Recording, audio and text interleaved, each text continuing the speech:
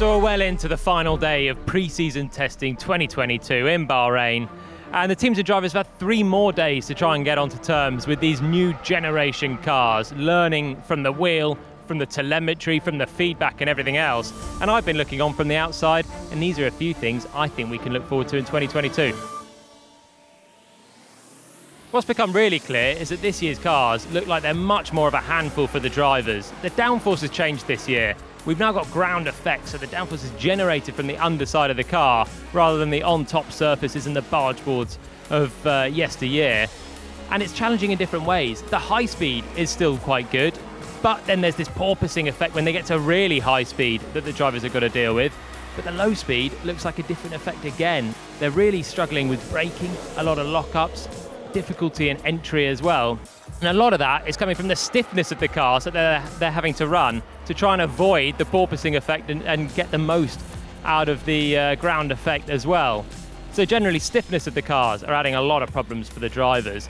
The cars, even when they're not porpoising, are being run so stiff that the bumps in the road in the tarmac are causing much more problems. Alex Albon's saying today that even in general, the cars, that they found this track to be a lot bumpier than before. And we're noticing it really on this sort of circuit where there are small bumps, particularly in some of the braking zones. The cars are now just so stiff, they're riding them more harshly, and they're also riding the curbs more harshly. One thing I noticed today trackside was that some cars were able to really take a lot of curb. Lando Norris and the McLaren all over them, or some other cars choosing to stay well clear of the curbs. And all this stiff, rigid chassis sort of feeling that they're getting is going to make life very difficult, not only in a track like Bahrain, where actually the curves are less crucial, but imagine street circuits, imagine Monaco. It's going to be very difficult there.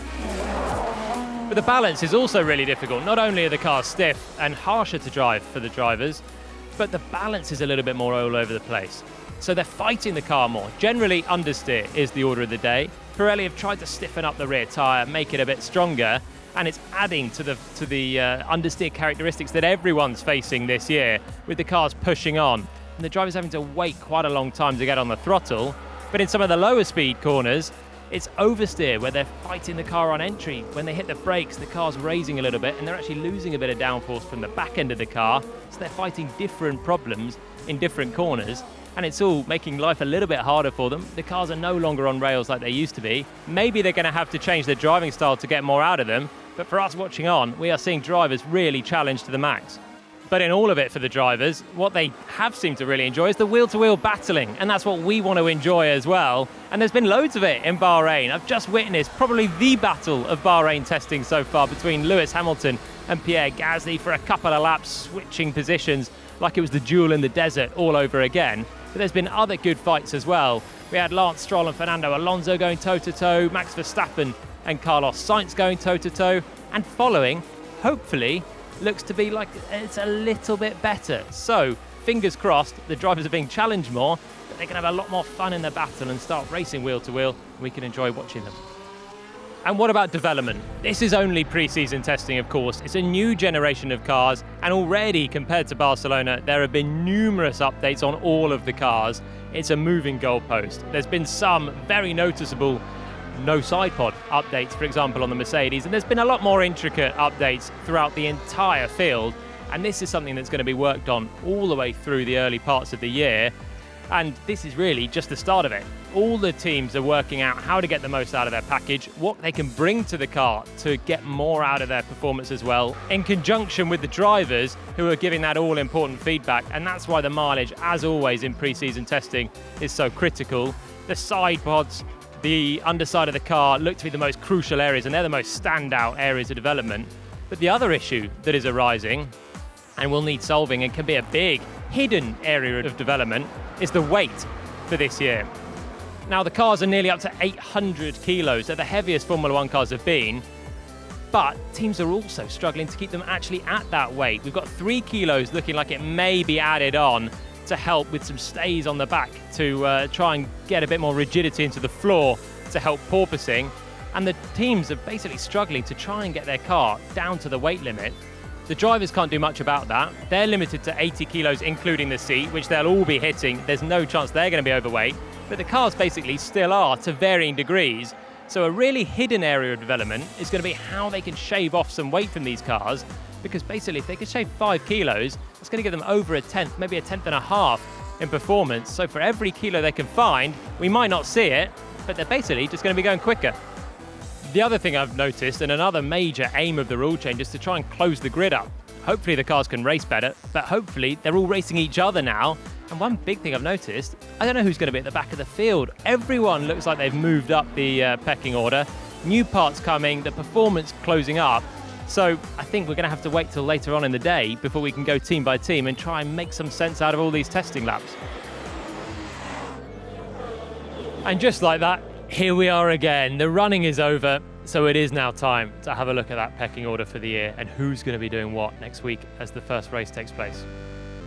So probably the toughest time at the moment, it goes for Williams, because they had a difficult week. Big hopes for them after Barcelona. The car looked good. Alex Albon's in the car this year, coming back after his spell on the sidelines. He's integrated really well. That's great news. The team working really well with him. He's working well with Nicholas Latifi. But Nicholas Latifi had a big issue, a fire on the rear brakes, which caused further damage on day 2, curtailed their running. And I don't sense that they've really recovered a lot of that. On top of that, they missed some running at the end of last year on the new Pirelli tyres, and they're struggling slightly to come to terms with that.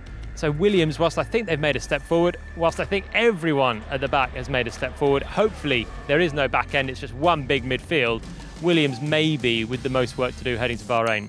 And then it becomes a melee. This year it's just so hard to call. For the last couple of years, it's been Haas at the back, definitely last year. Alfa Romeo have struggled a little bit, but those two teams have made big strides on their car. They maybe sacrificed performance. We know Haas did last year to focus on this year. Alfa Romeo, I'm sure, have done the same. They've hired Valtteri Bottas, a race winner. That's a big step for them as well. Both cars look really quick.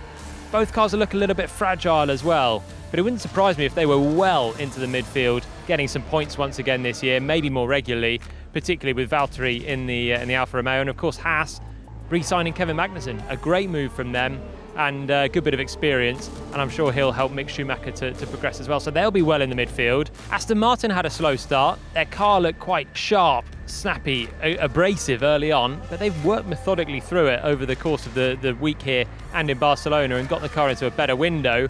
But still, probably work to do in that midfield, I'd say, for them. Alpine had a really under-the-radar test as well. Fernando Alonso doing a lot of long runs. They obviously had that moment of promise in Barcelona, but then the car let go on them in a big way. But right at the death, they showed a bit more of a flash in what was surely a bit of a glory run for Fernando, but showed that the car has a bit of pace when they want. And the other team is AlphaTauri in there as well. This time last year, they were absolutely flying. They were talk of the town and Yuki Tsunoda nearly topped the whole thing. This time, probably the most under-the-radar team out there, really. Very methodically going through their run plans, loads of laps, not a huge amount of issues, but not quite the dramatic turn of pace that they showed last year. Last year, it was maybe a slight false dawn for them, so maybe this year they're holding back and they're going to produce the goods next week. But I think they're going to be the three teams looking over their shoulder a little bit, with Alfa Romeo finding pace, Haas finding pace, and I'm pretty sure Williams finding some good pace as well. So I think that's going to be a massive fight for fringes of points and further back the whole way through. I don't think anyone's going to find a safe weekend this year, because one of the aims of the rules was to close up the field. I think they've done just that. But there are still some teams ahead of the rest, and whilst McLaren have struggled a huge amount this week with a significant problem to cooling the front brakes, I still think they've got the raw pace in there to be clear of the midfield. Every time Lando Norris went for a fast lap, even on C3 tyres, he was able to get some level of pace out of it. The car looks still quite good. It still looks direct. It's kept a lot of those characteristics. But with all the mileage they've lost, they have fallen away, I think, a little bit. It must have cost them some experience, some learning on these new cars, which is just so critical. So it's cost them a lot, but I still think they've got a good baseline and can be above the rest of the midfield. Of course, poor Daniel Ricciardo hasn't driven at all this week, so he's going to be more on the back foot and has plenty to do when he gets back in the car. And so to the top three then. And it is a top three, absolutely, this year, I'm sure of it. And I actually think between Mercedes, Red Bull and Ferrari, it's Mercedes that are on the back foot at this stage. They've come out with a really innovative design. There's zero pods, basically no side pods on the car, which caught everyone's attention on day one. but they're struggling a little bit more to get the car into a proper working window. The car's porpoising a huge amount. George Russell was in it as testing finished and probably is struggling with a headache. He was bouncing so much, and that's a real problem for the Mercedes team, to balance out putting downforce on the car and not putting it into the ground as they're going down the straights. So I think actually Mercedes, last year's Constructors' Champions, they've won it 8 years in a row. They can win it again, but they've probably been the team of the top three that have had the toughest test. I don't doubt they will bounce back. They always seem to. I'm sure they're probably sandbagging a little bit as well. But I think they maybe have been a bit upstaged so far by Ferrari and by Red Bull. Ferrari, what a test they've had. Absolutely brilliant. Reliably ran, looks quick, everyone's smiling, they're ticking all the boxes. And for a team that has been in the midfield or even below the midfield for the last couple of years, they are back towards the front, no doubt about it. Can they win races? I think they can. Can they win the championship? That's going to be the tough ask. I think they're right there. They've got two good drivers that will push each other, and they're really harmonious as well. So I think if you're a Ferrari fan, there's cause for some cautious, or more than cautious optimism for this year. But even then, I think maybe Red Bull have something left. They bought an upgrade for the final day, upgrade to the side pods, the floor area, and it seemed to just bring the whole car together right when it mattered. It was promised for a while, and finally they produced some goods. Sergio Perez in the morning, comfortable from the start. Max Verstappen, super comfortable and super quick when he got in the car as well, on all the compounds of tyre. And more tellingly, the car just looked really good out on track finally. For a while it's been a bit slow, a bit sluggish. They've been combating a lot of understeer, which a lot of the teams have been struggling with. But in the end, Max just looked really hooked up. The front end of the Red Bull suddenly started working a lot better. The car was compliant, really not porpoising very much at all, which everyone is still struggling with to an extent. Red Bull seemed quite on top of it. And I think the reigning champ could be quite difficult to stop again this year. But it's going to be super tight, and a lot of this is going to be super wrong.